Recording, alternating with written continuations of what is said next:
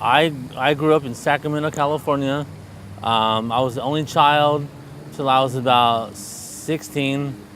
My mom left my dad when I was about 3.5, and so he was a single dad. Both my parents are homeless.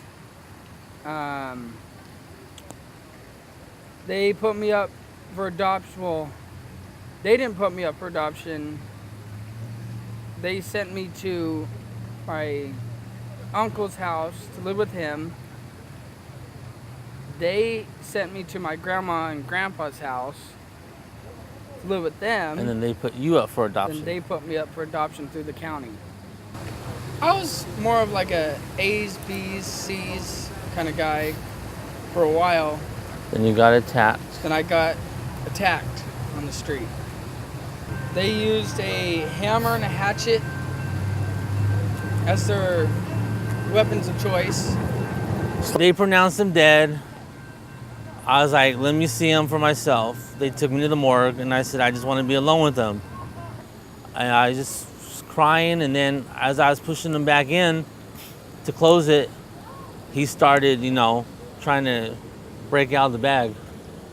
So then I had to go get the nurses and doctors, and they came in. They got him out, and they did all those tests on him, and he was fine. My ex-wife and my son were on the women's side, and then I was on the side for men, and our marriage was like on the verge of ending. On the rocks. Girls weren't really working out for me, and so that same day I came to him and answered his question.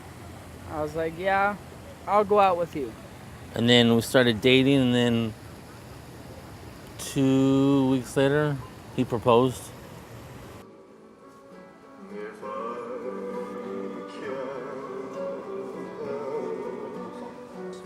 Giving thanks to God for the gift of marriage and asking God's blessing upon them, that they may be strengthened for their life together and as a sign of my love and faithfulness.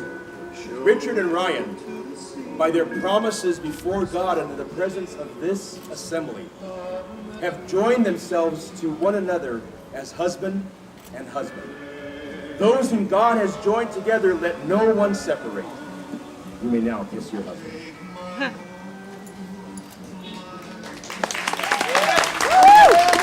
It is my pleasure to introduce to you Mr. Ryan Kubota Beckman and Mr. Richard Kubota Beckman.